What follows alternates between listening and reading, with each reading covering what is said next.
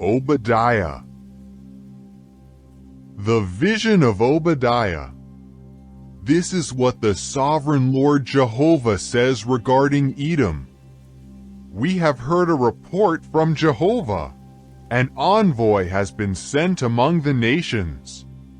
Rise up, let us prepare for battle against her. Look, I have made you insignificant among the nations. You are utterly despised. The presumptuousness of your heart has deceived you. You who reside in the retreats of the crag, dwelling in the height, saying in your heart, who will bring me down to the earth? Even if you make your dwelling high like the eagle, or if you place your nest among the stars, I would bring you down from there, declares Jehovah. If thieves would come to you, robbers by night, how utterly you will be destroyed. Would they not steal only what they wanted? Or if it were grape gatherers who would come to you, would they not leave some gleanings behind? Oh, how Esau has been searched out, how his hidden treasures have been sought after. They have driven you to the border. All your allies have deceived you. The men at peace with you have prevailed against you. Those eating bread with you will place a net under you, but you will not discern it.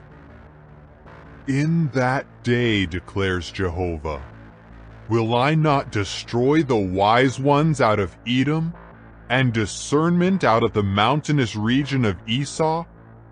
And your warriors will become terrified, O Teman, because each one in the mountainous region of Esau will be destroyed in the slaughter. Because of the violence done to your brother, Jacob, shame will cover you, and you will perish forever. On the day when you stood off to the side, on the day when strangers took his army into captivity, when foreigners entered his gate and cast lots over Jerusalem, you acted like one of them. You should not gloat over your brother's day on the day of his misfortune. You should not rejoice over the people of Judah on the day of their perishing, and you should not speak so arrogantly on the day of their distress. You should not come into the gate of my people in the day of their disaster. You should not gloat over his calamity in the day of his disaster, and you should not lay your hands on his wealth in the day of his disaster. You should not stand at the crossroads to slaughter his escapees, and you should not hand over his survivors in the day of distress. For the day of Jehovah against all the nations is near. As you have done, so it will be done to you. The way you treated others will come back on your own head. For in the way that you have drunk on my holy mountain, all the nations will keep drinking constantly. They will drink and gulp down, and they will be as though they had never existed.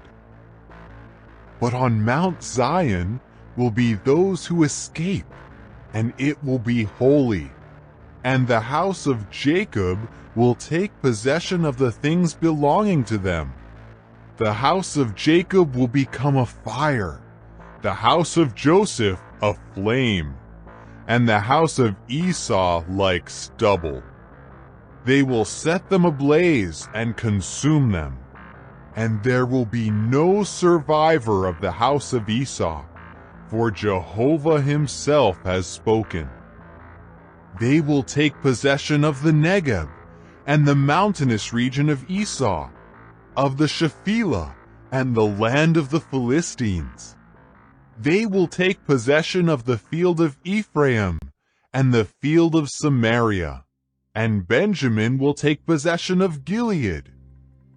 To the exiles of this rampart, to the people of Israel, will belong the land of the Canaanites, as far as Zarephath. And the exiles of Jerusalem, who were in Sepharad, will possess the cities of the Negeb. And saviors will go up on Mount Zion, to judge the mountainous region of Esau, and the kingship will become Jehovah's.